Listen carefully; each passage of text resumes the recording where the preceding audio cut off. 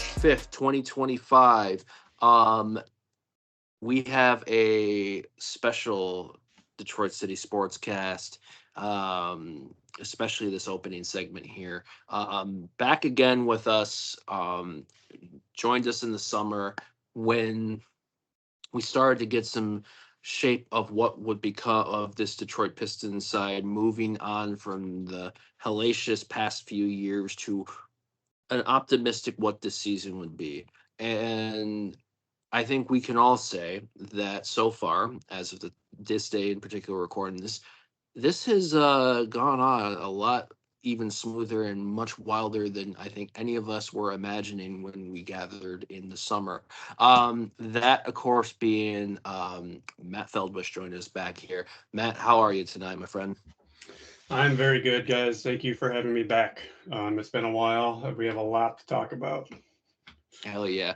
And of course, can't always do this alone. The other man, repping a vintage Reebok Detroit Pistons Rasheed Wallace jersey. The man that makes all the audio, video stuff happen, and probably gets bombarded at least 5 to 10 times a week by content stuff that I provide. Adam, how are you this evening? Yeah, ball don't lie.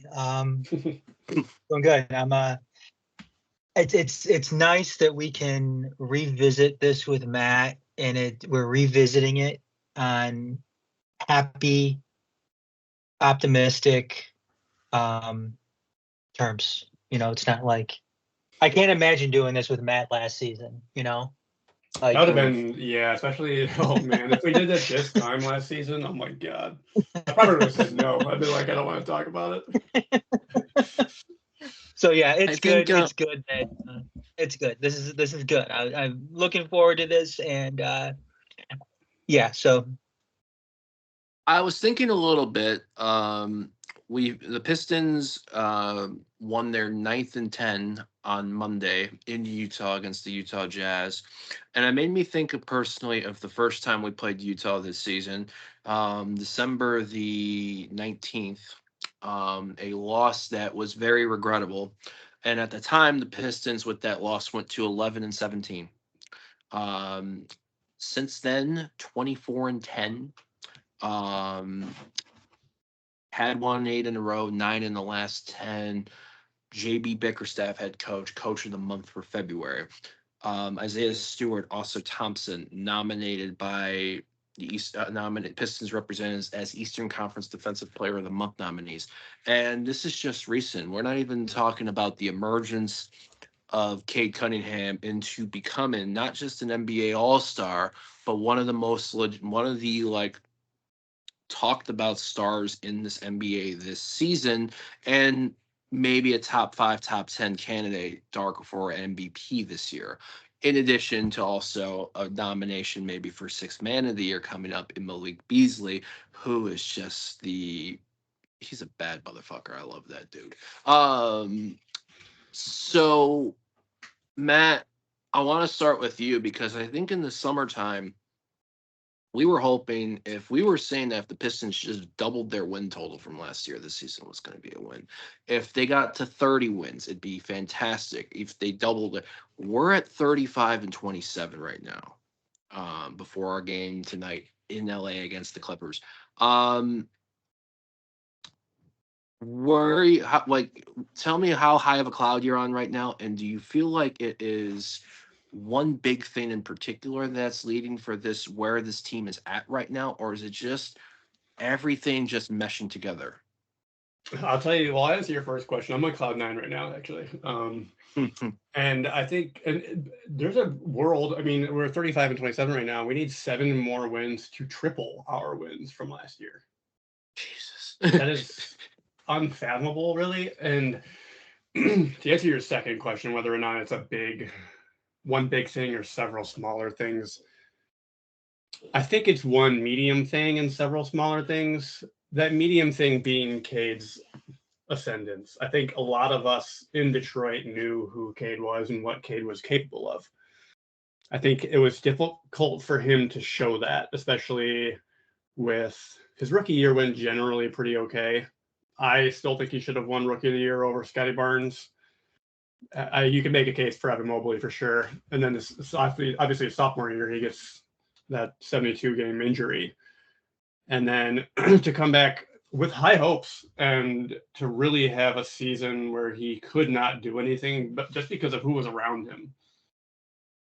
And now when you see a team that's actually assembled like a National Basketball Association team should be assembled, shout out to Trajan Langdon, by the way, Cade's really made that leap. And I don't think any of us really expected him to make the leap that he's making yet, right now.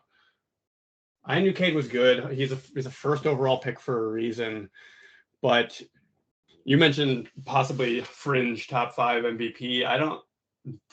Just because of voters, I don't think he'll get that high. He is, I believe, 9th in the ladder currently.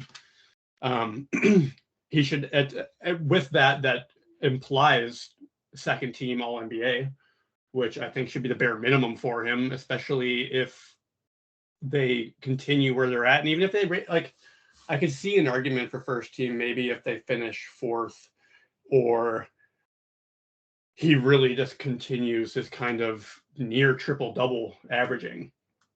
Yeah. So you could maybe argue that's a big thing. Like Cade becoming a superstar is vital for this team.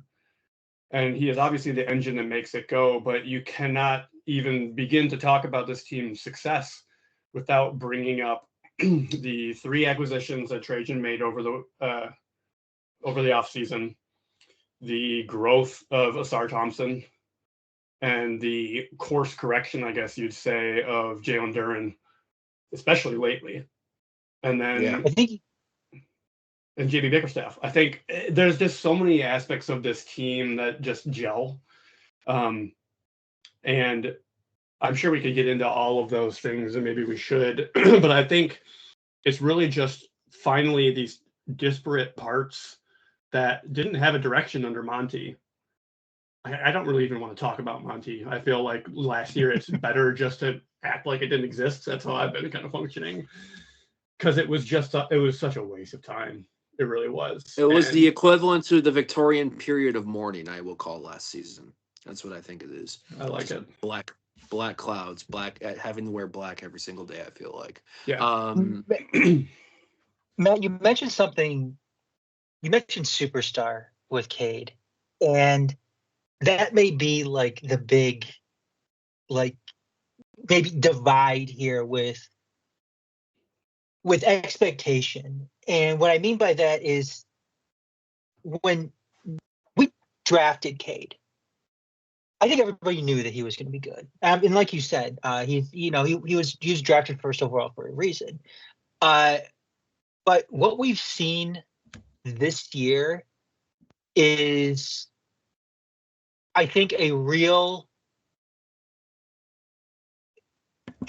glimpse into his future and what it can be and what that potential can be for him. And do you think it is superstar for him? Because I do. I think that what we've seen so far from him this year has gone beyond just regular star, NBA star, and potential superstar here within next season, the following season, who knows? But and I think like you're kind of alluding to there, I think that's incredibly important for this team, especially this team and this organization, because we know what the NBA is.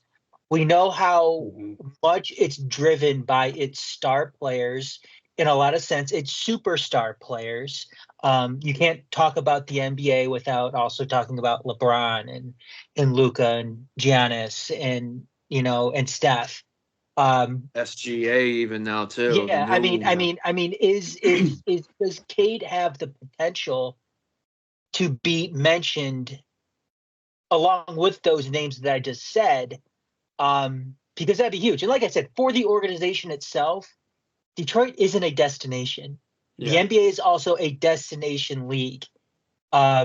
Detroit is never going to be, it seems like, on those conversations with those superstar players, just because, like I said, Detroit isn't a destination league. We're not Miami. We're not New York. We're not LA. We're Detroit. And things, and it's viewed differently within this league. So what are your thoughts on that? I mean, on Cade, potentially being that superstar player, which is important. I think it's making its way there. I mean, I think if you turn into ESPN on any given day, they're talking about the Pistons. And then they're saying we should be talking about the Pistons more because really it is one of the greatest stories of the past several years of what they've been doing. And, you know, NBA and ESPN had Cade on for a little while. I think he was on TNT as well on Inside the NBA with Shaq and Candace and them. One of my favorite moments to like nerd out on a Tuesday night. Yeah. And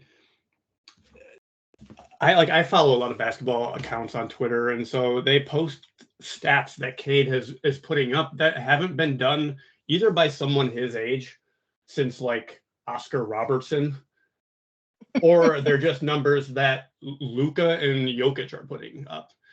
And he's only 23 years old. I think that's crazy to forget that he's still insanely young. Like, that is the same age as Anthony Edwards.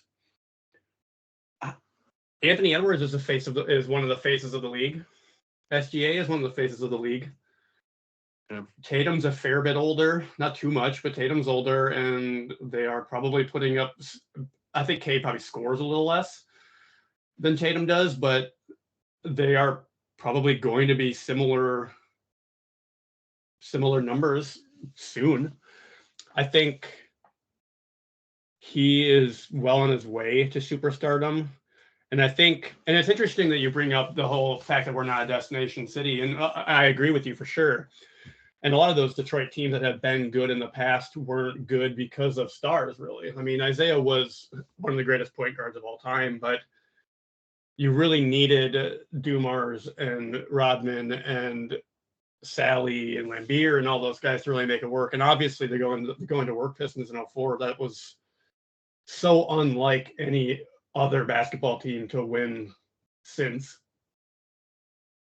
But in regard to Detroit not being a destination city, like the Bucks drafted Giannis and then were able to acquire Chris Middleton, get Drew Holiday, win a championship, and then get Dame to come. I mean, Dame wouldn't have come to Milwaukee if it weren't for Giannis.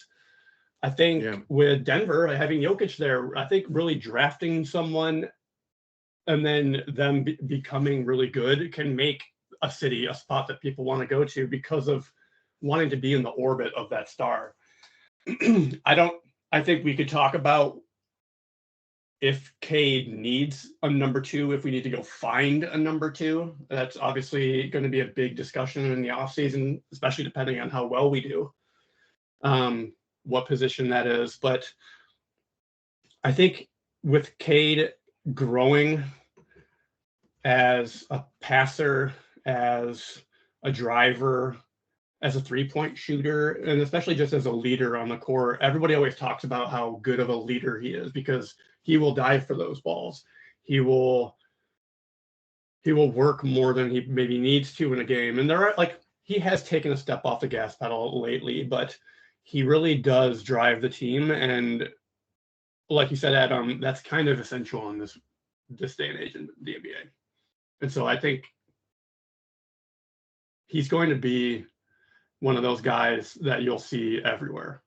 My worry is that he's not a good actor, so he's not going to be in commercials. But like that's like kind of when you know someone is a star, is like you see Ant everywhere. You see SGA in commercials. You see these guys on good teams that are really good, and they are in ads. That's like I hope to see Cade somewhere on TV. Like that's what I think. I feel like I'll know that he made it. And you mentioned too that it's really so much more important for a team like Detroit too, just because, like you said, with Milwaukee and Denver, you know, players won't come here without a guy like Cade. Yeah. And that's what's also huge. What I think too, because he will help bring those better players. So yeah, I mean it's twofold. He's such an important player to this organization in more ways than what happens on the court. And I think if you ask like people in the NBA, obviously, like he got the All-Star. He didn't get in the All-Star from the fan vote. He got into the All-Star game because of the coaching vote and the player vote. Probably more likely the coaching vote. Because these guys recognize how good of a player he is. You know, you hear about LeBron talking about him. You talk Kevin Durant will never pass up an opportunity to talk about how much he loves Cade Cunningham, which respect. He's talking about him last year too, I think. He was. Yeah. Kevin Durant's been one of his biggest supporters, and I love him for that. But if you ask people what percentage of the current NBA players would consider going to Detroit last year versus this year, last year would have been 0%. Last year would have been -0, but like -5. People on the Pistons would have said, no, I don't want to be on the Pistons. So that definitely brings the number down. But if you ask them that this year, that number is vastly different. Yep. The league lately, and I think another thing too is there's always connections. I feel like when you look at the team that was the Bad Boys and the back-to-back winners of 89, 90 and everybody, they had their own style in that time frame on the court, a bit more physical and everything in the league, and with offensive players, but also defense. Going to work, really big shutdown defense, so much to the point that they got rid of hand checking in this league.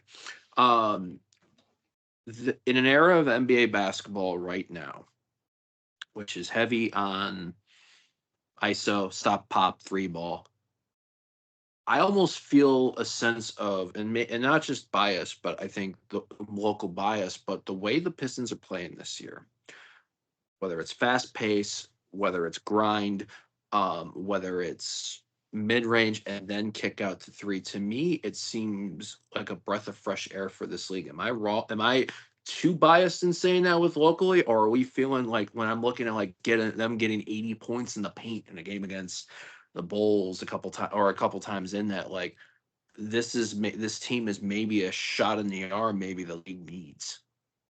I think you're right. I think we are a versatile team in many regards, especially when you consider our fast break. I think we're second in fast break points this year in the league. And obviously, it can't go unsaid that I think over the past 10 games, we're number one in the entire NBA in defensive rating. This is a team, and that's Detroit basketball. Like we knew, and I know Monty had said at one point, we want to focus on defensive basketball and limiting our turnovers. We didn't do that literally at all last year. Nope. We were arguably worst in both of those.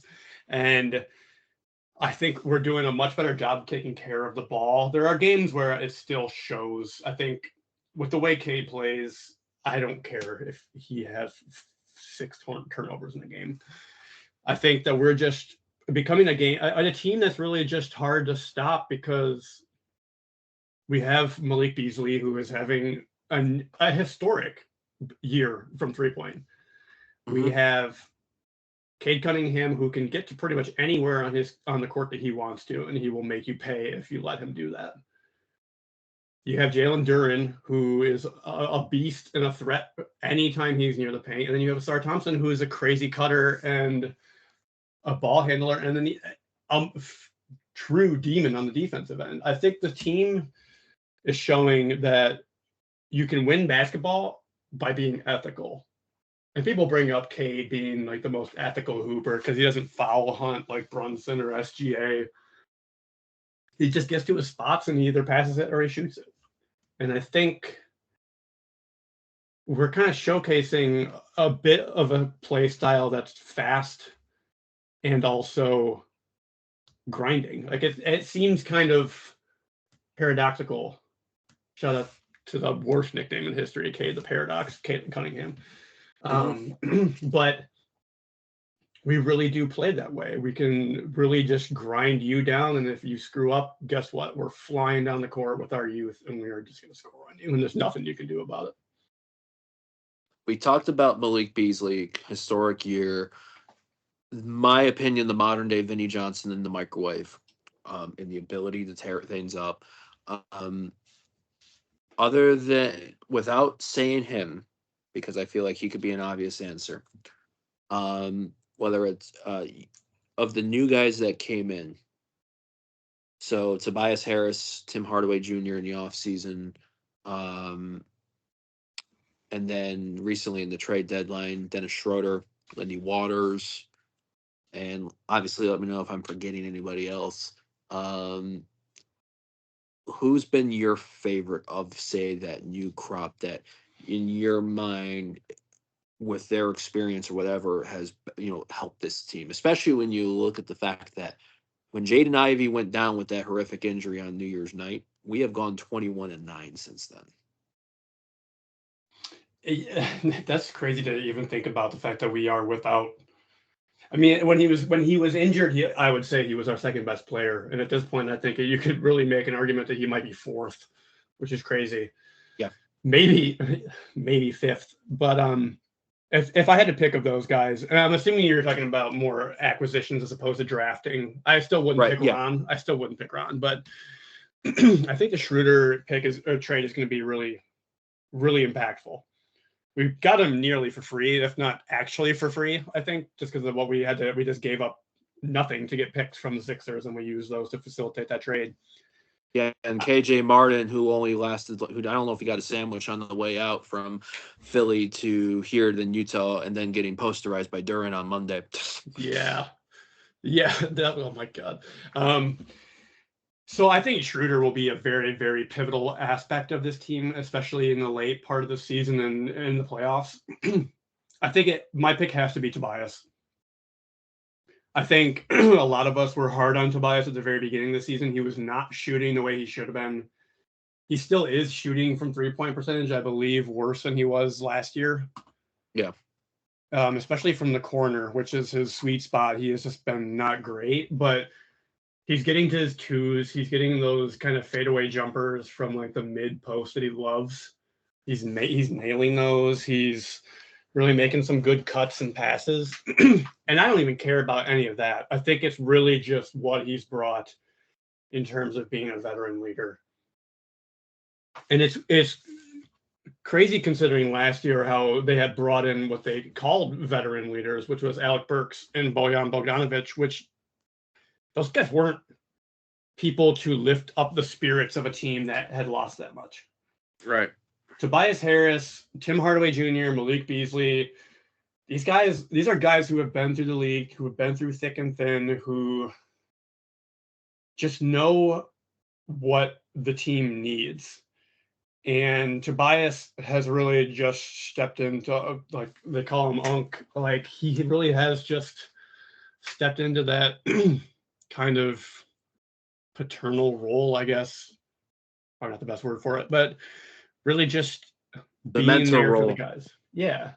It's just, I think his impact on the court is, and he's had one of the best plus minus since January 1st in the entire league. He has been just a good guy to have on the court when he plays. And when he's not on the court, he's just been a good guy to have in the locker room. He knows how to get to these guys. And I really think the fact that we haven't lost 2 games in a row in I don't even know how long really is because of him, Malik, and Tim Hardaway. I think we're almost a month since we lost 2 in a row. Those back-to-back. And those were fucking ridiculous losses. Yeah. We got LA. So I'm thinking now these next couple weeks. LA Clippers tonight. Clippers were on a back-to-back, one in Phoenix, but they're not playing Kawhi Leonard tonight, so there's a very good opportunity. I saw the Pistons were actually 4.5-point favorites on the road tonight, according to ESPN, which I was like, what? And then in Golden State against the Warriors team that's surging, Steph Curry that's I think averaging 30 in his last 9, and the Dallas Mavericks, who yeah, I mean, take a look at the weather forecast from I think I sent you all that thing last night when I was at the Winds game, and yeah, they just can't catch a break. And then 3 games at home next week: the Washington Wizards twice. What's up, Troy Weaver? And Saturday, March 15th, hosting the Oklahoma City Thunder. How are you feeling about this the remaining 3 on this road trip, Matt, and then obviously I feel like I will be kind of disappointed about any of the Washingtons, but hosting the team, one of the top 2 teams in the league right now in Oklahoma City next Saturday.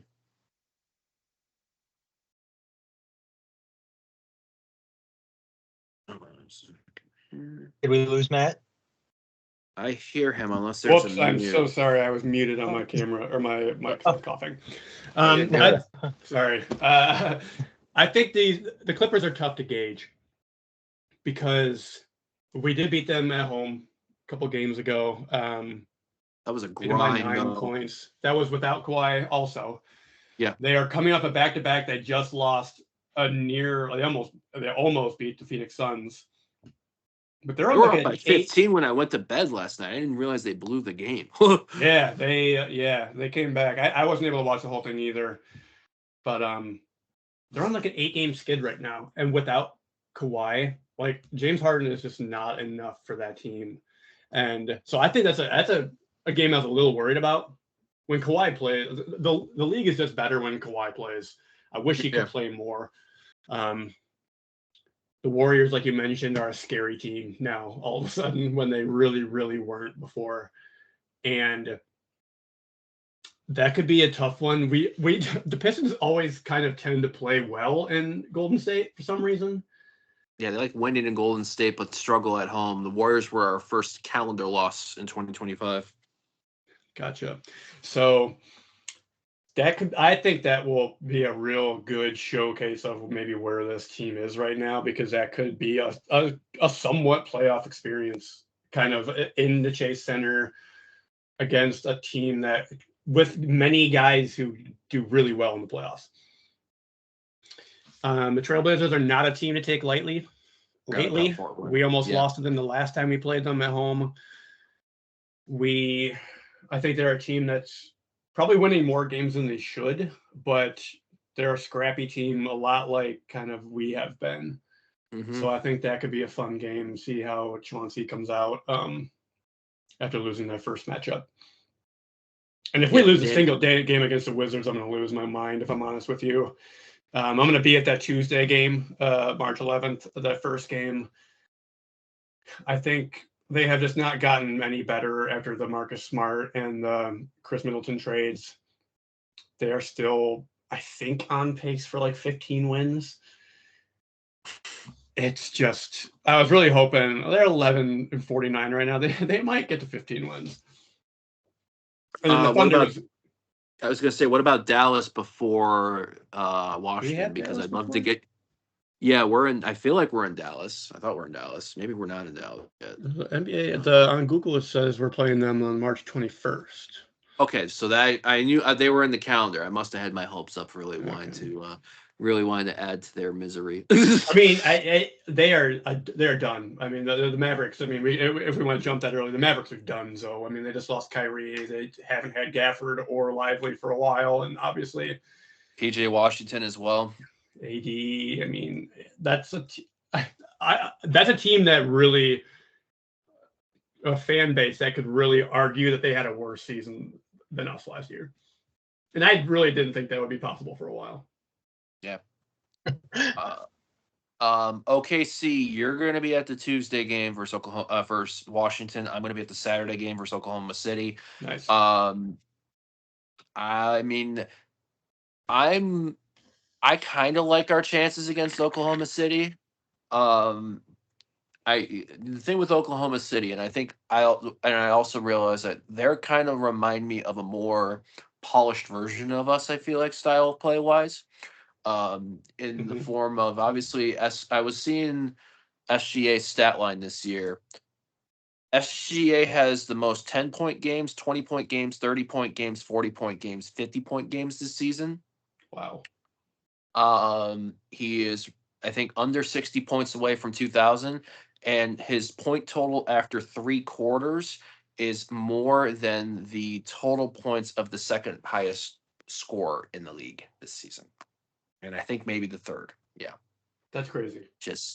But they can also roll Williams is playing out of his damn mind. Williams cost me. I had going up against Williams meant I lost my fantasy basketball matchup this week. That and not putting Denny Avidia in when he got came back on Sunday. And then obviously you got Hardenstein and help. And if Chet Holmgren's healthy, you got to deal with a double big. I feel like it's kind of like Denver in a way though on Friday where we lost against them, but I feel like I'm kind of relishing to see how we do in that matchup. I would agree with you. And if it's any indication, when we beat the Celtics, and again, okay, yes, they were on the back of a back-to-back. They did not have Jaylen Brown. I just don't care about that. We annihilated the Celtics. That was Adam and I. Adam, how long were you and I talking on the phone just in awe after that game last Wednesday? No, I couldn't believe it. I mean, and obviously they lost the next night against Denver, or the next game against Denver, but still, yeah, it wasn't so much beating them as beating them by, as much as they did. So yeah, it was crazy. It was crazy. And looking at the dejected Boston players on the bench too was even more incredible. Something you love to see. Yes. Love to see it. I think the Thunder matchup will be, and a lot of these games now are becoming games where I'm just like, it's the Thunder, whatever, who cares? But like at this point, it's why not? Like, we have not always played the greatest against the Cavaliers this season. Obviously, there was that loss we just mentioned a little while ago when they lost to that buzzer beater by Darius Garland. Hell of a shot. Hell of a shot. And I think the Thunder are an incredible team for all the reasons you mentioned earlier. I think that like the Warriors game will be a true test. I'm happy it's at home when we play them because we'll play them again on April 2nd in OKC. So I'd love to have them come here first. Because shout out to Pistons fans at LCA. It's a different environment in LCA. Mm-hmm. And I think it's going to be interesting. I think like Jalen Williams, like you mentioned, has really been balling out. You don't need to say anything else about SGA. Like he is just a freak. And they're just a well-assembled team at nearly every position. They're so deep. It's honestly scary to think about what the Thunder are going to do for the next several years. Yeah, when they want to grind too, they can grind, and that's the scary thing. I don't know if they're still leading the league in defensive fewest points per game allowed, but I knew they were very for most of the season they've been high up in that range. So with this final stretch, and currently in the 6th spot, although within earshot of the 4-5 of the Milwaukee Bucks and the Indiana Pacers, New York Knicks very comfortable in that 3rd place spot in the Eastern Conference. Say things go relatively close to this pace of where we're at, no calamities or any of the play-in teams making a late surge that can cause issues. What do you like more of a potential first-round matchup? Would you want the 3-6 against the Knicks based off of the taking 2 out of 3 this year, both wins at Madison Square Garden? Or do you want to crack at either the Indiana Pacers and Milwaukee Bucks? What do you feel like would suit us better, this team this year? I think it almost sounds dumb to say it, but I'd rather have the Knicks. I think, unfortunately, I unfortunately don't think we'll have a choice because apparently no one feels like they want to beat the Bucks or the Pacers. Yeah. I watched the end of the Bucks game last night, and it was so stupid how they pulled that one out. The Pacers are the Pacers have only been 6 of 4 of their last 10, but I feel like they've just been playing really well as well. Tyrese Halliburton's finally actually figured out how to play again this season. It took him a while. Siakam's a baller clutch in that 4 spot too. Yeah. So and that's a guy, and Pascal Siakam and Miles Turner are guys who will play well against us. We saw that a lot already this year. I think the Pacers would be an incredible playoff matchup just because of how we've kind of been grabbing back that rivalry that we used to have for so long. Mm-hmm. They hate us and we hate them, and it's showed this year. But we also, besides the play-in tournament game, they've really had our number. I don't know that I'd want to play this Pacers team how they are playing currently. Right. And I would kind of say the same for the Bucks. I mean, Giannis is one of the scariest dudes in the NBA. Yeah. Last time we played them, I think it was last time we played them, Beastu had the stupidest foul to get ejected in the game, and then that was before the NBA Cup. That was the first that game. was because and we tied them, and Ron should have made some free throws, and we didn't. Yeah, we blew a 24-point lead or whatever in Milwaukee in the back because you and I were at the NBA Cup game the night before against fucking Tyler Hero. Almost gave you a heart attack that night. Yes, that's exactly right. But this team right now of the Bucks is a lot better than that team was. I don't think that Kyle Kuzma is a big difference maker. He does bring more size to that team. Again, when you look at the way that we played the Knicks the past two times in Madison Square Gardens, we play them the third to last game of the season. That's going to be an insanely important game, I think. I think you hear from a lot of Knicks fans on Twitter or on social media or on ESPN. They don't want to play the Pistons. Yeah. Stars are made at Madison Square Garden. We saw that with Trae Young the one year when he single-handedly, I don't think anybody in the city of New York City has been hated like Trae Young was since Osama bin Laden, probably. He annihilated that town. And I think Cade has the capacity to do the exact same thing. We saw him ball out both times at Madison Square Garden already. I think they are not built for longevity. I think they're still, especially with how many minutes that they've been Thibodeau plays his stars. They've gotten Mitchell Robinson back. I think that's good for them. But beyond that, Josh Hart gets banged up. That puts even more pressure on Brunson and Cat. And you limit one or two of them. Yeah. You play your game. Who's off the bench? Deuce McBride? They are not a team that really scares me. And it feels so weird to say that not only as a 6-seed Pistons team, but with them as a 3-seed. And they are only 3 games back in the Celtics. I would not want to play the Celtics at all in the playoffs, obviously, even though we did manhandle them last time we played them. But the Celtics are a different team than the Knicks are. The Celtics and they're the defending champs. Exactly.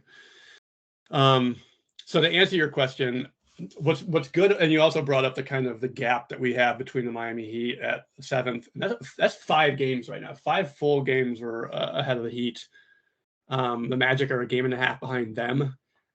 I'm not scared about either one of those teams possibly coming up from behind us unless something really stupid happens with the Detroit Pistons, which you can never rule out. But I think I like where we're at. I think we're solid with the 6th seed. I am not afraid of the Knicks. Let the Bucks and Pacers duke it out, and then we see what happens in round 2. Hopefully, it's crazy. Yeah, can't believe we're talking about this right now on March 5th. Adam, what about you, bud? I'm with him. I said that the other night too. I think it was when we were talking on the phone about the Boston game, Garrett. That I'm not afraid of the Knicks either. And I hate that pick your poison scenario that that fans sometimes create for themselves. But it's true. I think we come out on top in a series against the Knicks. I think the NBA would love a series between the Pistons and the Pacers for everything that Matt was just saying. That the rivalry. JB would be ejected at least twice in that series. Oh, minimum. Yeah, it's. I mean, that would be excellent theater. That would probably be better for the long run as far as developing that rivalry. I think the Knicks, though, give us the best chance at getting out of the first round. And like you mentioned, I'm not scared of them. And yeah, I just noticed that too, Matt. Looking at the standings, yeah, the Knicks are Yeah, just 3 games behind Boston, who has already clinched a playoff spot. But yeah, I mean, it's going to be great getting into the playoffs, but it would be a shame to get into the playoffs and kind of, lay an egg, which I don't think is going to happen. But if we go against Boston in that opening round, I really don't feel good about that at all. So give me the Knicks, please. If everything could kind of stay where it's at right now, that would be cool. Yes. I want to get your take, Matt, as kind of like a final part for tonight, and that is last month when Cade dropped 40 against the Dallas Mavericks. The last game that Luka Doncic was a Dallas Maverick, technically. NBA Commissioner Adam Silver was in attendance, and we speculate at that time that part of the reason was of the news that came out earlier in the day in terms of the Tom Gorst and a heavy group of investors submitting a bid for a WA expansion team, i.e. bringing the Detroit Shock back. It has been talked about that Dan Gilbert's has a team in Cleveland that looks to be coming back, but instead of one team for 2028, there may be 2 or 3 teams coming back into there. Well, I just wanted to, as someone who I know loves the game of basketball, and we've even talked about even the women's game as well. What's your thoughts on everything, and do you see this Detroit team being one of the ones for 28? I hope so. I know when they announced that it was the Cleveland that got the bid, there was, I think, a list of 5 teams. I think in all 5 of those cities, which included Cleveland, should have a WNBA team, because I think all of them have had WNBA teams. I think it was Miami Soul, Houston Comets, obviously the Detroit Shock, a Portland team. I don't remember if there's a name for that one, and they probably didn't have a team before. But I think, and like you said, Adam was there and said we need to bring a WNBA team back to Detroit.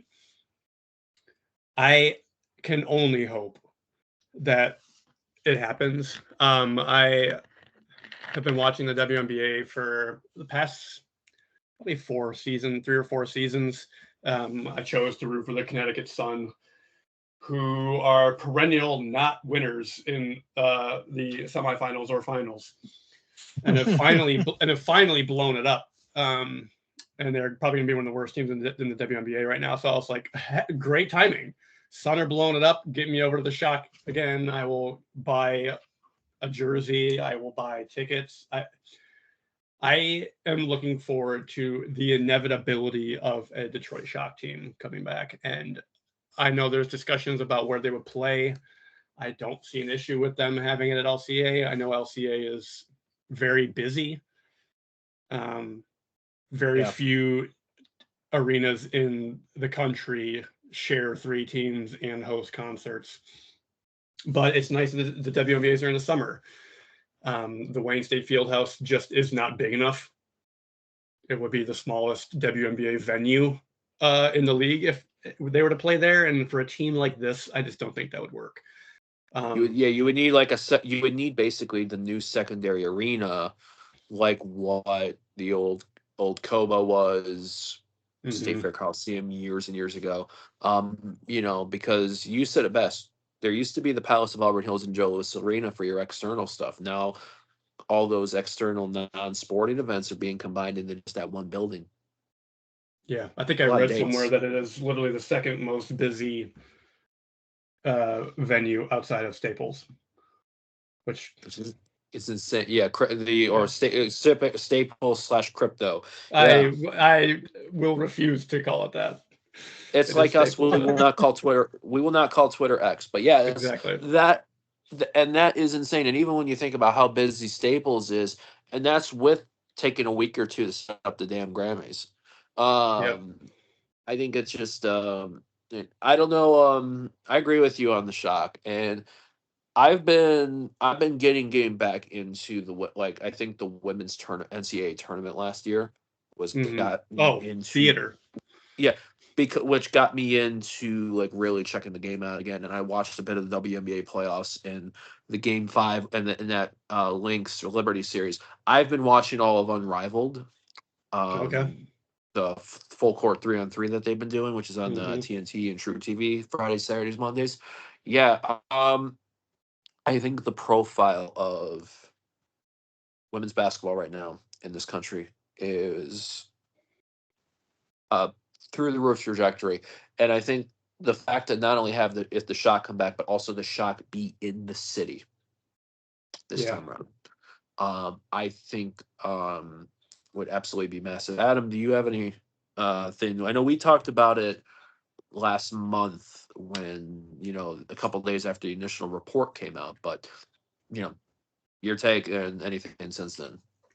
I was disappointed that they named Cleveland as a for sure city to get a WNBA team. It's like, fucking Cleveland, are you serious? Like, it's like, come on now. Like, it's just Still tortured from MLB playoffs, etc. Yeah. it's just ridiculous. It's ridiculous. Cleveland offers nothing. I don't even think I always talk about this, but I don't think Cleveland's a top 15 market. So the only reason why they gave it to him is because of Dan Gilbert. That's it.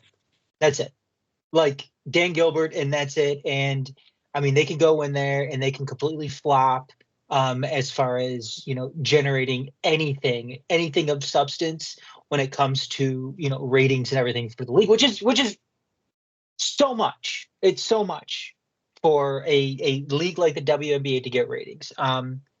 And they went for that quick fix, it seemed like, with Dan Gilbert, and whatever. I mean, that's fine. But like I said, Cleveland is not a top 15 market, and for them to pass up Detroit, who is a top 15 market, for Cleveland is just, I don't know. It's something that sometimes makes you question, the upper echelon of the NBA, those who run it. So, but I hope they do get it. I think that they definitely could play at the LCA. I mean, we saw the Shock play at the Palace before. We saw them play at the Joe, when they needed to go out there. I hope to God that they don't get forced out to like Ypsilanti or something like that at the Convocation Center or anything like that. Keep them in the city. Because I think they did play a game at the Convocation Center before. Did they have like a playoff game at the Convocation Center? I think they did. Yeah, I think that sounds about right. Yeah, I hope that like doesn't happen. Yeah. Yeah, keep them in the city. It'll be fun because women's basketball is big now, and I think it's only going to continue to get bigger, especially with who else is coming out, out of college into the league, this season and what we have to come. That, I'll tell you, that women's tournament last year just it brought things to another level with women's basketball, and it's really exciting to see. So, and I want Detroit to be able to, take advantage of that and jump on that wagon, because it's great, and it's fun, and I think that it really, really benefit, basketball in this city. Damn right. Final one, and then we'll get into where to find people. If you were to guess what the Pistons will end up with win total wise for the regular season, 20 games left, 35-27 right now. It's been fantastic so far. We've exceeded our expectations, but there's still 20 games left. Matt, what were you going to say they end up at when after game 82 of the regular season is done? This is such a difficult question to answer. I literally can't. We're at 9-1 of the last 10. We're 12 of the last 13. It's insane. 12 of the last 15, I guess, too, if you include the 2 losses before that. But I think we do have. I think it's the 3rd or 4th toughest schedule in the East for the remaining part of the year, it was daunting. But I want to play it. This isn't even really necessarily playing it safe. I almost want to go something like 46, and what would that be, 26? 46 and 36 would be the 46 and finish. 36 is what I meant to say. Like, there are a lot of beatable teams on the schedule still. We mentioned we have the 2 Wizards games. We have the Pelicans. We have the Spurs. We have the We have the Pelicans twice. We have the Mavericks. We have the Spurs. We have the Raptors. We have like a listless kind of Kings team. Those are all games we can win. Like that might even be 10 wins right there. I'm not even sure. I think I'd like to play it safe and say 46 and 36. I think that is almost unfathomable. That's a 32 game increase in wins, which I think would be top 3 all time. Top 3 or 4, yeah. And that is with adding Tobias Harris, Tim Hardaway Jr., and Malik Beasley to your team. Adam, what about you, bud? I'm going to say 12 more wins, which puts us at 47 for the season. All right. It's difficult, but like you were saying, Matt, there's some very, very winnable games. I mean, I'm looking at the schedule. You mentioned we have, it sucks we have the Bucks twice, but we get the Pelicans. We end in Charlotte, right? We end in Milwaukee. We have a home and home against Milwaukee. We have a home and home against Milwaukee to finish out the year. But we've got 2 games left against the Wizards coming up here, which I'm thinking that we should win both of those. And then we have and then like you said, Matt, we have 2 against the Pelicans. So there's 4 wins you would think they can get right there. And then beyond that, I mean they have the Raptors. They welcome the Kings to the LCA. They're difficult games. Bucks, Knicks. They've got the Thunder, but they also have the Mavericks coming up too, which you think that team is dead. So there's some winnable games here. I'm going to go with 12 though. 47 wins to finish out the year. I think it's worth mentioning too is that these next several weeks are mostly just 1 game every 2 days. We have a 3-day break after the Spurs. We have a 3-day break after the Timberwolves, and then we have 2 back-to-backs in the last 6 games. That I think is really going to be the test for the Pistons. So if they can get as many wins as they can earlier in that stretch, before they had to play the Grizzlies, Knicks, Bucks in those 4 of those last 6 games, I think that's really the sweet spot. Yep. So I think 9-1 in our last 10, 12-3 in our last 15, 21-9 since Ivy. I think we can go 13-7. I think we can get the 48. Always the optimist. Hey, at least I might as well be. And it's already way above everything. Like I said, once we get the 42 wins, then we've 3 times as many wins as last season alone. I don't think we'll get the 50. I think, like I said, the end of the season, we still have to play the Thunder. I think these are going to be really, really tough matchups. But when you look at how this team's progressed and the vibe and then I think they're relishing these moments a little bit more and more, and they're setting themselves up, I think, incredibly well. And I think it's like it gives me hope for the future. Obviously, I think my one biggest thing is wrap Malik Beasley up and get him extended. I think that to me is one of my if not my top 2 or top 3 thing that what I'd like to see from this season, right? Because I think he's made it evident he wants to be here. So I think we got to reward him. He wants to be a Piston for life, and I was once I wanted Alec Burks to be a Piston for a while just because of he had a stretch where he was lights out. Malik not only wants to be here so much, but he really just deserves to be from what he's done for this team and the fan base. I would love it. He deserves far more than the $6 million that we're paying him. Yeah. One more quick question for you, Matt. Jaden Ivey, do you shop him or do you keep him in the offseason? Oh, look at him throw the fucking curveball with this.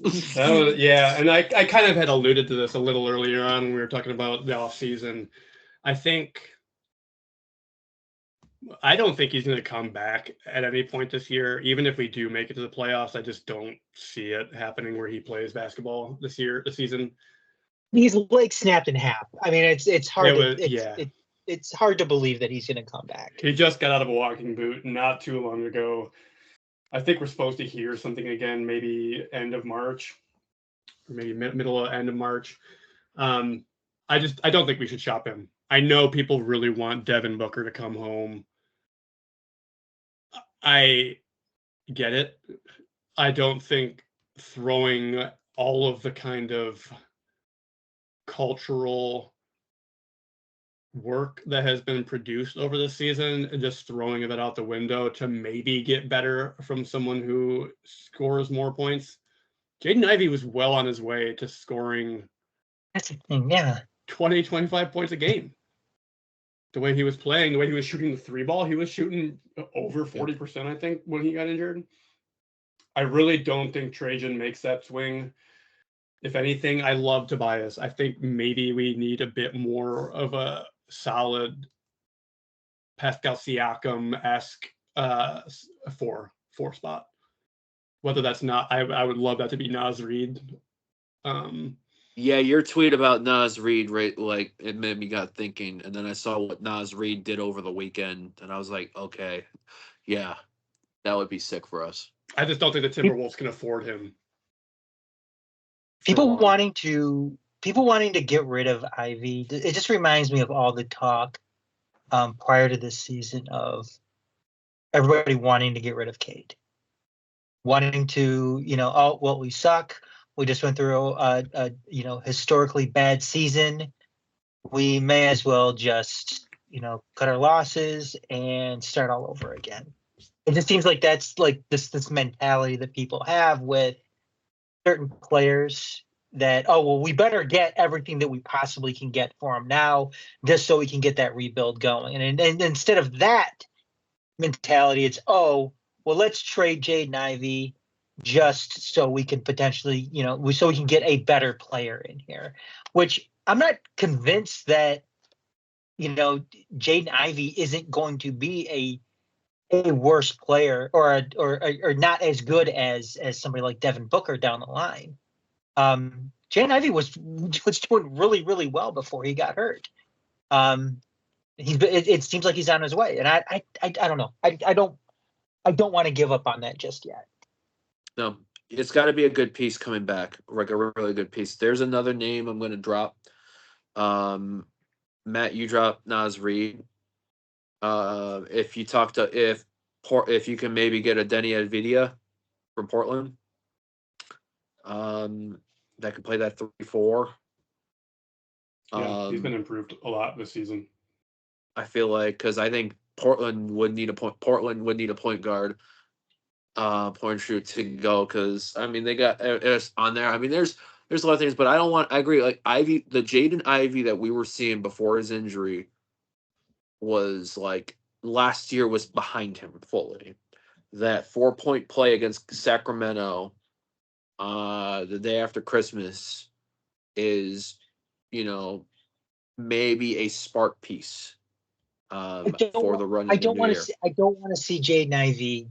I don't want people to judge Jaden Ivey in a Monty Williams system. Yeah, I want people to judge Jaden Ivey in a JB Bickerstaff, because remember, Monty Williams was playing Killian Hayes over Jaden Ivey at the beginning of last year, through a good portion of last season. I think people have the wrong impressions of Jaden Ivey, all those impressions are based on just the bullshit that Monty Williams is trying to do. Let him work with JB and see what happens. And we've seen what has happened already with the shooting and with what Fred Vincent's been able to come and do on this team. And So yeah, I don't know. It's a lot of fun. I think there's so many good things to look forward to right now for this Detroit Pistons side. It still feels weird that we're even saying those words right now. Playoffs. But it's going to be fun. Playoffs. Not only playoffs, potential first playoff win since 2008. That's so long. Yeah. Just so many memes that have had us as the one team for our last something. One team did not win a playoff game since Facebook or Instagram or anything like that. That's going to go out the window, hopefully, real soon in about a month and a half's time. So, Matt, anything else you want to add before we sign off? Not really. I think the Pistons are just such a fun team to watch, even if you are not a Pistons fan. It's clear that the NBA is really bought into what we're doing here, especially with the way Cade's been playing, especially with the way Duran's been playing, especially with the way Asar's been playing, that I would not want to face this team in the next couple weeks, and especially in the playoffs. I think this team has gotten a life unlike any other basketball team in a while. I think that this is the greatest story of the NBA in a while. And so we've been talking about winning playoff series, and that's unfathomable from where we were last season. I re-listened to what we talked about in July, and like we were all very tentative about like, I could see us improving. Like we should be a better team to watch. We are the most fun team to watch. Yeah. And I can't wait for April in the D when we're really swinging for the fences. Oh yeah, for sure. Matt, where can folks find you at these days online? You can follow me on Twitter at Matt Feldbush.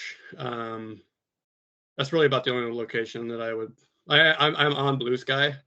I believe I'm at Matt Feldbush on that too. I don't use that website. I'm Matt Feldbush at Blue Sky, whatever. So feel free to follow me there. I try to post more Pistons stuff than I do anything else. So yeah, I'm very thankful for you guys for having me on again. It's been a lot of fun. I can't wait till the next one. Yeah, we're definitely. The playoffs there. Yeah, we're gonna need you when the playoffs come around. So we're a month away from that. So we'll make sure it's get ready to go for that. Oh my god, like I said, it all feels so fucking weird to be saying this. Oh my god.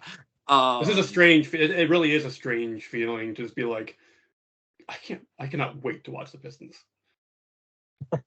Like it's every game. I'm like, I have to watch these guys because I'm going to see something I've never seen before. So it really is surreal, and I hope that none of us take it for granted. All right, so that was So we got from Matt, from Adam, and Gary here. Thanks for all checking out on this as we're nerding out on the Pistons stuff.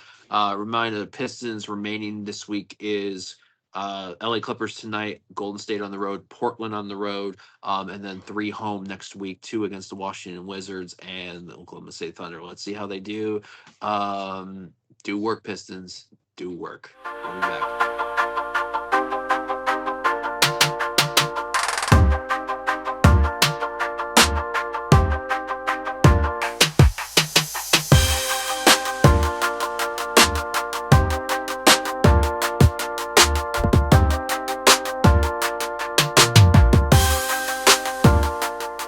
Everybody, we're back here for segment 2 tonight of Detroit City Sportscast.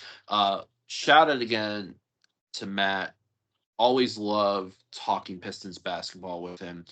Adam, I mean, it's funny because we hadn't talked with him since July. I know we talk regularly in our little group that we always have, but it's like even though it's been like so long, it still doesn't. It's like we don't miss a beat. Yeah. Like I said in the beginning of that segment, I couldn't imagine doing that last year. Yeah. It's refreshing. It's exciting. It's very Lion-esque too. Yeah. Talking about the Pistons because they were dead in the water. Nobody was paying attention to them. Now, like the Lions, all of a sudden they're arguably the most exciting team in the NBA. We didn't even get to everything. Like, because as we were saying with Matt, I don't even think we were recording then, but just Oscar Thompson too. The shit that he's been able to do this year has just been, incredible. And then, you could sit there and two guys, Oscar Thompson and Jalen Duren. Those are two guys in particular you can dedicate even so much more time to, just because of the emergence of Oscar Thompson this year, and I don't want to say like the reemergence of Jalen Duren, but Jalen Duren as one of those, big men that can go from one end of the court to the other and not miss a beat. And it's something that, man, I'm trying to think the last big man that we had like Jalen Duren, because I can't remember the last one that we had that plays like him. You're even going past Andre, or are you going to say?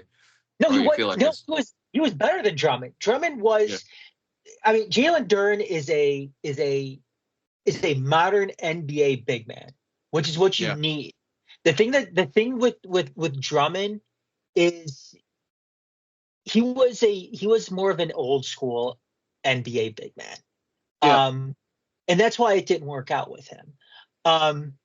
Funny thing is, I think Andre Drummond's more complete of a player now in the last 4 or 5 years than when he was thriving as a Piston. Yes, but and you can go back further. You look at Ben Wallace. Ben Wallace, legendary Piston, but couldn't play on both ends of the floor like Jalen Duren can. You know who I think it is? James Edwards. And that's going back. That's going way back. You're probably right. So, but yeah. But like I said, we're sitting here talking about it again, and we could have gone so much more with it. Just because just the different variables with this team. From coaching to the players to the front office, what they've been able to do. It's really been incredible. It's been an incredible sight to see, and just the impact that they're having on the rest of the league too. So, and that's just part of the buzz that's all going on with Detroit sports right now. Because as this is going on, our Tunnel Talk friends are talking because they're, I think, all gathering closer. We're probably it's a little after 8:30 here, so I know they're gathering at 9 because Detroit City FC starting their men's championship season. We'll do a brief word on that at the end of this, but let's talk real quick. Detroit Red Wings, not as exciting lately as we had been talking about recently. They had a 7-game winning streak, which expired on February 8th, the last game before the Four Nations tournament, losing to the Tampa Bay Lightning at home. And then starting off after a Four Nations tournament result was probably a good for the profile of Dylan Larkin for the U.S. team for playing with the U.S., Lucas Raymond playing with Sweden. Larkin hasn't lead. Huh? Since Larkin hasn't looked good though since that tournament ended. Right. Whereas I think Raymond's still been as well as he could. First game back, blow a 2-goal lead to the Minnesota Wild, lose in overtime. The next game, give up 2-goal lead late to the Anaheim Ducks, win in overtime. Come back from 2 goals to beat the Wild, and then 2 painful losses to the Columbus Blue Jackets, including the Stadium Series loss at Ohio Stadium on Saturday. And unfortunately, I was at LCA last night to witness the loss to the Carolina Hurricanes. While we did not get blown out like some of our Derek Lalonde games, it looked like we were shorthanded for a lot of that game yesterday, and that was with us on full strength. So the Red Wings hold on, or I believe, I haven't taken a look at the standings tonight, Adam, but at the end of last night, we're holding on to the last wild card spot in the Eastern Conference. However, what was an incredibly tight wild card area with teams catching in that range has gotten even tighter. I'm talking behind us, the Boston Bruins, Montreal Canadiens, Who else am I forgetting? I know there's a handful of teams in that mix. Ottawa, Ottawa Senators. yeah. The Isles, the New York Islanders, a couple points behind. How are you feeling about this lately? Is this just a little mini funk, or is this something that we're starting? What we've seen the last few years around this time, Ottawa 2 years ago, that 7-game losing streak last year. Is this? Is it the hits coming back? I think it's part of growing up. Stuff like this is going to happen, especially when you're comprised of even, the more younger guys you have, the more prone I think you are to having something like this happen. And I'll continue to, say this over and over again, but they still need more players. They need more talent. Especially when it comes to they need another first or second pairing on defense. And they also need preferably another center. That's what they need. Whether or not with Andrew Kopp out. Yeah, especially with Andrew Kopp out, who is what was it? What is he injured with? He just had surgery for elbow, right? Elbow or forearm? No, it was the pec. It was the pec. Yeah, pectoral surgery. But even when he was here, they still needed that second center. But I mean, like I said, this is what's going to happen. We have Carter Mazur coming up, who's just recalled today from Grand Rapids. So it's going to be exciting to see him and what he can do. I don't know. I thought I saw that they put Christian Fisher on waivers today. Player they had up from Grand Rapids that played yesterday went back down to Grand Rapids. The name is not off the top of my head right now. Did they put Christian Fisher on waivers though? I thought I saw that. Maybe. I feel potentially that was one of those. But anyways, I think that I think that they needed to take one of those against Columbus. They didn't. I already thought that the Carolina game was a scheduled loss for them. So you have Utah coming in tomorrow night. You've got to go. You've got to beat Utah tomorrow night. No excuses for that. Yeah, no excuses for that one. You have to beat Utah tomorrow night.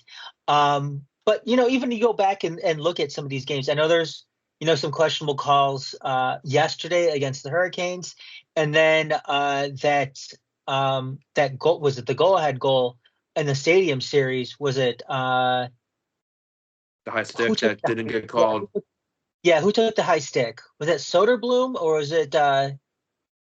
I think Soderblom. Yeah, was it Soderblom? I thought, did he get laid out in that, or did he get laid out earlier in that? No, who took the high stick? Was it DeBrincat or Sider? One of them, but it was on a breakaway.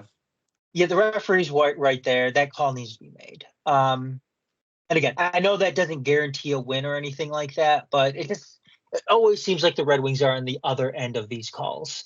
I mean, last year when Dylan Larkin would get his ass kicked and then get injured, there were never any calls on that.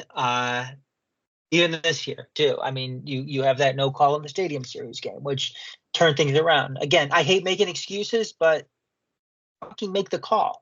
But anyways, they're less prone to having one of those epic collapses like they have the past couple of years. But I mentioned it before. I mean, I didn't think that this team was going to make the playoffs.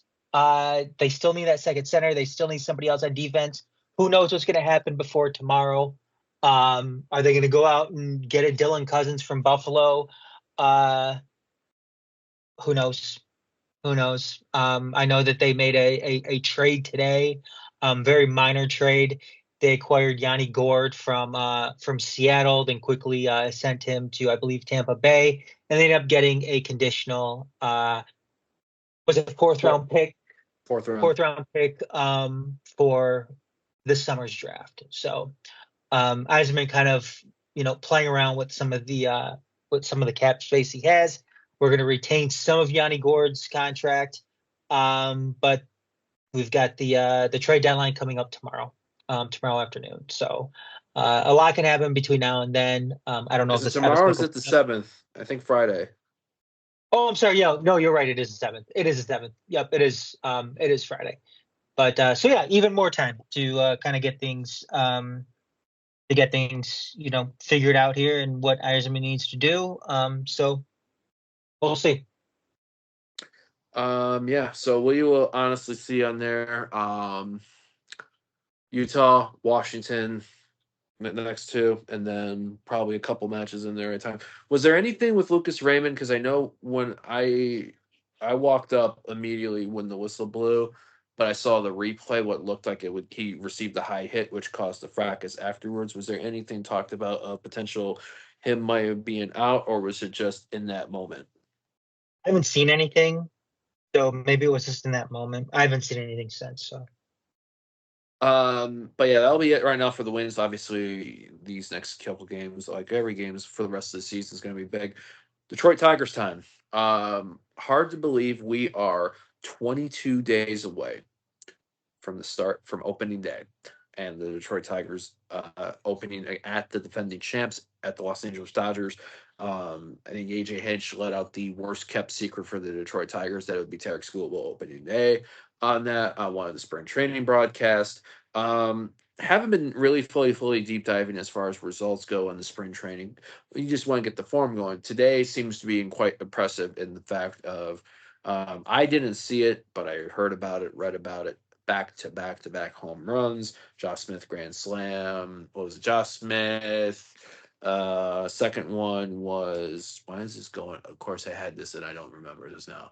Josh Smith, Gleyber Torres, Andy Ibanez. We've seen some solid pitching performances in spring training by Casey Mize and Kenta Maeda. What's some other things that have stood out to you so far from what you've noticed with this Tiger spring training so far? Starting pitching looks like it's on track. I don't think anybody needs to be too worried about that. Yeah, pitching definitely isn't going to be a problem for this team, which I don't think anybody thought that it was going to be a problem for this team. Obviously, there's still some question marks, with the offensive production. It looks like Javi's going to be the starting shortstop when the season starts. So I know that, there's going to be plenty of Tiger fans out there that aren't going to be happy with that. In which case, look, I get it, but I don't know what they were expecting, because you can't go out there for 160 some games and expect Trey Sweeney to give you the kind of production that he was giving you, during that stretch last year. That's just not going to happen. And you're already paying Javi Baez. You have to try to get as much as you can out of him. And, if it's not working out this year, then yeah, you could probably expect Javi to be gone. But other than that, they're already dealing with injuries.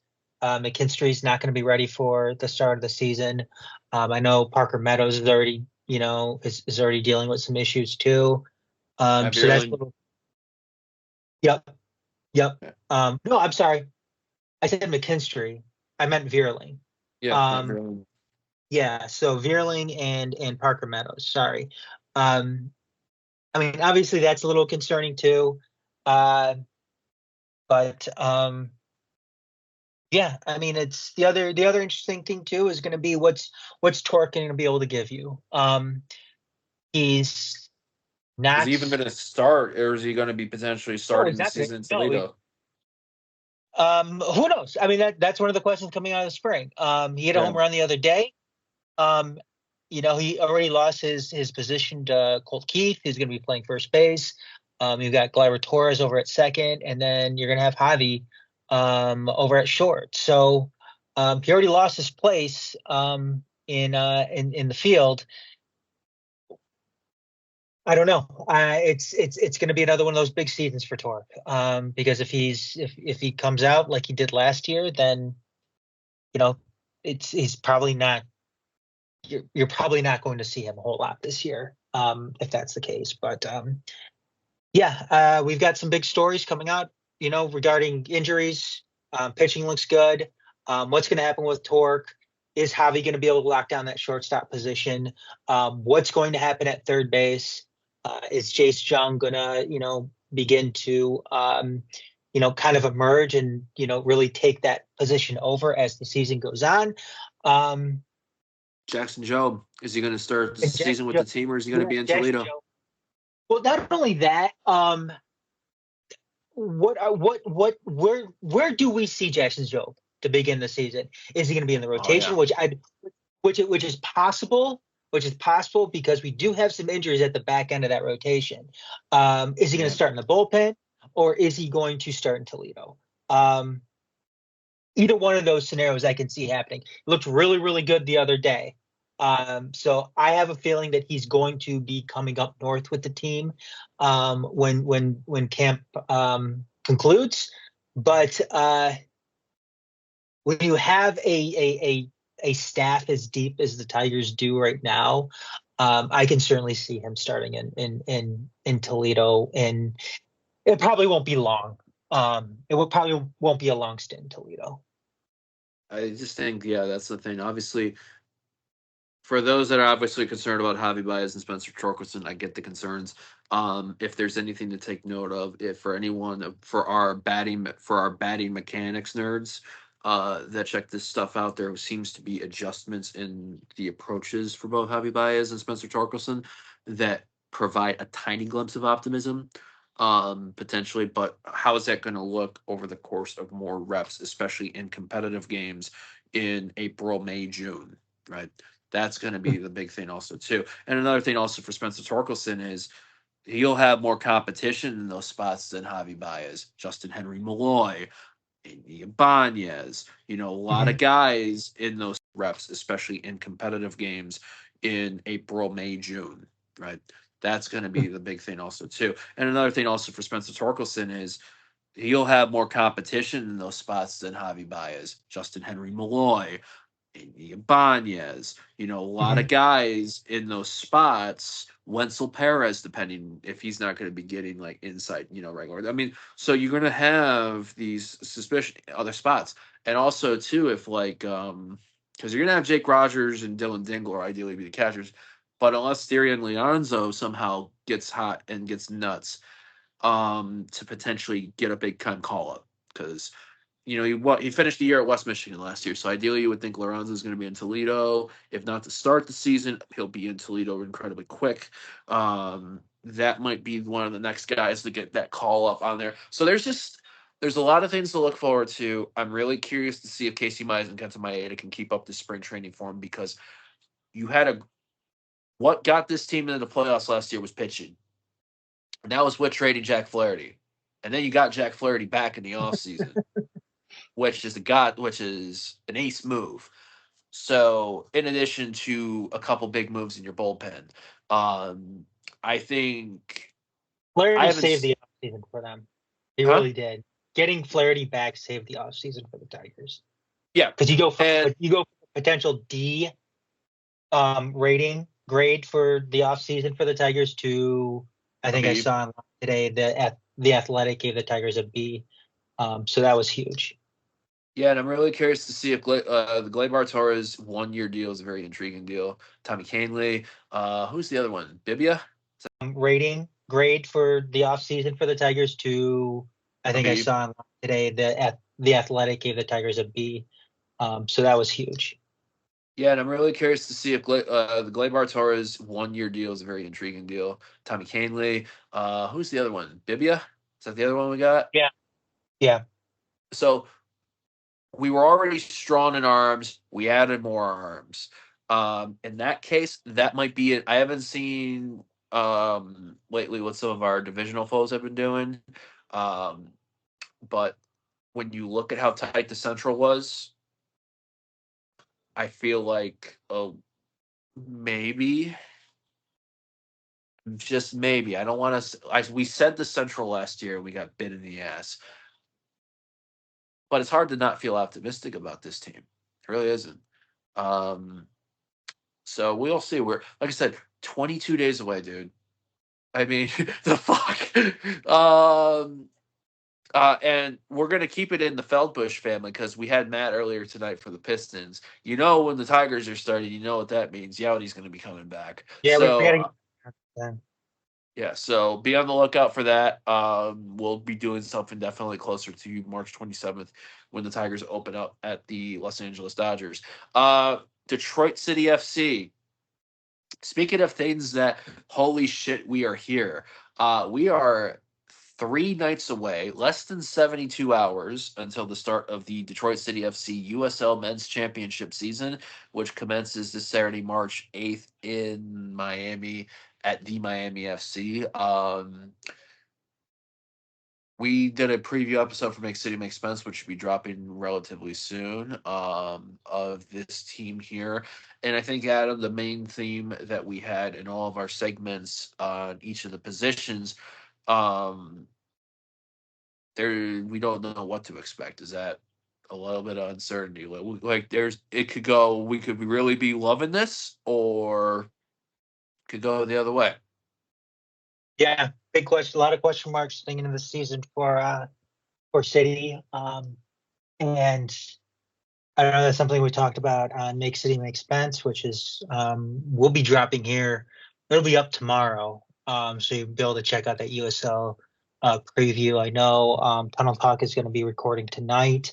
So there's going to be more outlooks on the upcoming season. And yeah, again, a lot of question marks. And it's not really one of those,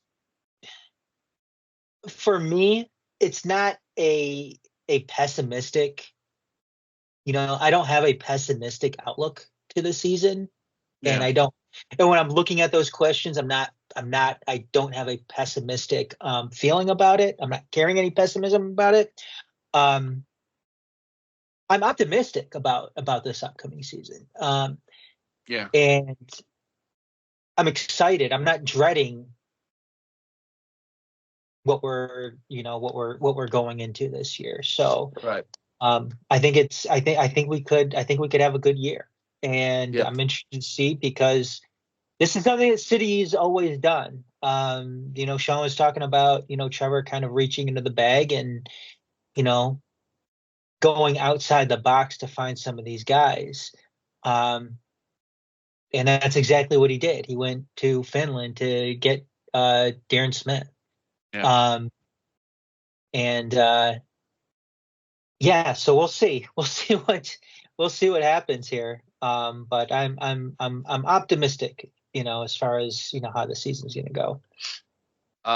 New players that we've talked about in some cases. So we've had now I'm trying to remember the exact order: Shane Wheat, Maury Donor, Carlos Herrera, Jay Chapman, Darren Smith, Haruki Yamazaki, Atis Diouf, who I think a lot of people are going to be excited about, a loan move from Lexington SC. Well known, real close, real good connection with Lai Jop. And then Sebastian Vanzati with some veteran presence. And then, do we want to drop the rumbling? We already did it before, so we do it again. Rumblings of Jordan Adebayo Smith, and also potential. Talk about Ryan Williams returning. Yep, and then there's Daniel Ayak, who trialed with the club. Rochester Hills native, young player, but with already plenty of experience from playing college at University of Detroit Mercy, Oakland County SC in the summer, who were in USL League 2, and then even had a stint in Spain with Leganes C, who are Seaside Leganes, who are based out of Madrid. So I think there's a lot of things. Aside from Ryan there, you have a bunch of new guys. Yeah. Yeah, aside from Ryan Williams, you have a bunch of new guys.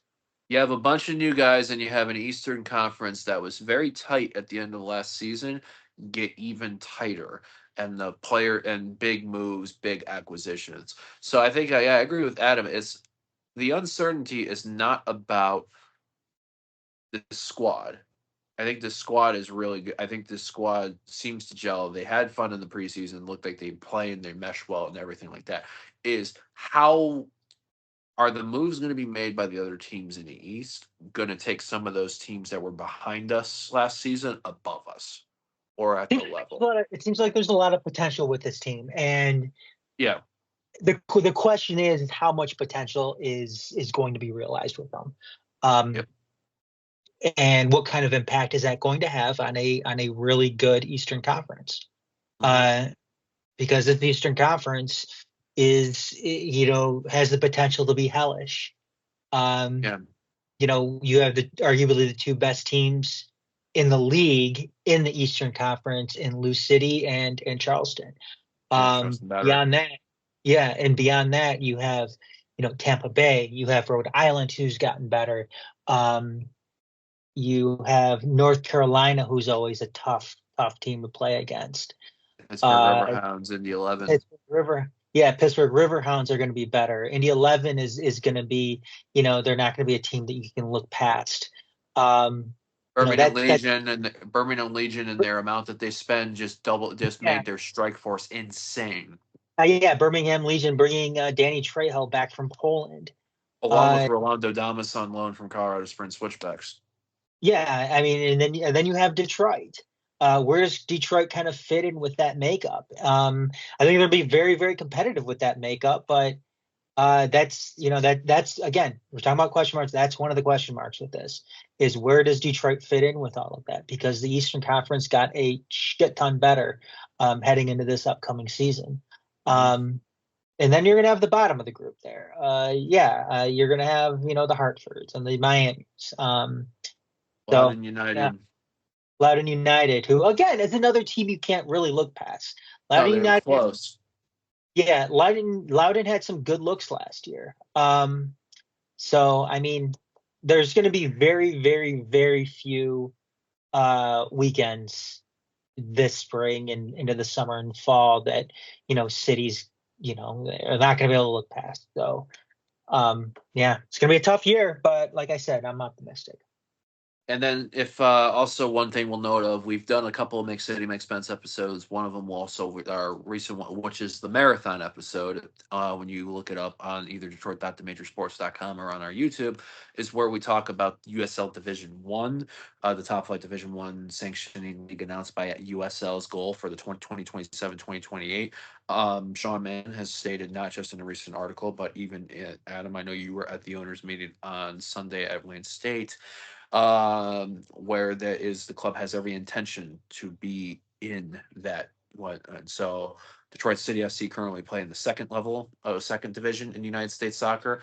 This would unique for USL would put them in Division One, which is on the same level as Major League Soccer. For those that are not yet acquainted with Detroit City FC here, plenty of things on the horizon, and we haven't even talked yet still tonight about the upcoming stadium that is also a couple years away. So in reality, this season is kind of really important in setting the tone of the future, perhaps. Yeah, and I'll say it too, that whether people like it or not, Detroit has a professional soccer team, and it's going to be a Division I soccer team. So you better learn to live with it. You better learn to accept it, and you better learn how to support them too, because this is going to be it. There's not MLS isn't coming. You're making me channel Ric Flair. Yeah, MLS is not coming to Detroit. So anybody out there, wanting MLS, it's not coming, people. It's not coming. This is going to be your Division I team. So deal with it. Learn as I think of an old Ric Flair Four Horsemen promo from before World Championship Wrestling was a promotion when it was a TV show in the TBS in the 1980s. Learn to love it, learn to live with it. Diamonds are forever, and so is Detroit City FC. Woo. And speaking of Diamonds are forever, this indoor MASLW team. This will be a team that 8-0 right now. They won 10-0 this past weekend in the home regular season finale. this is literally, I feel bad for any team that's in this division this year. 2 games left in the regular season for them. In Portage at Kalamazoo United this Saturday, at Indiana United FC on March 15th. As far as we know, the MASLW tournament is still scheduled to take place at the end of March. Adam, was there any more developments on that? And anything you want to add on the women's indoor? No, nothing on that. Just because I've gotta go. Yeah. He's gonna go on this. Adam's gonna go on to Tunnel Talk to say hi to the guys on there. I'm gonna unwind the prep for the Pistons game at 10:30. So, ladies, thanks for checking out another episode of Detroit City Sportscast. Great to have everyone in here. Shout out again to Matt for joining us in the first segment tonight. Detroit Major Sports for all your content, where you can check out all of our past episodes, whether it's for Detroit City Sportscast, Make City Make Spence, Channel 451 Tunnel Talk, any of the molding with Garret Comatz's post-match recaps, Adam's written work, which is a bit more than the stuff than the written work I do. Also, Adam, you can drop your bits on where everyone else can find us, especially for searches and so forth. TMS Next Detroit, Facebook, Twitter, Blue Sky. Find us on YouTube at The Majors TV, and you can find me TMS Next Adam, Twitter, Instagram, and Blue Sky as well. So Twitter, Instagram, Discord, Blue Sky for me at GM Comatz. Thanks everybody for checking out this edition. We will be back relatively soon with some updates on everything. Until next time, thanks for checking in. See you. Yep.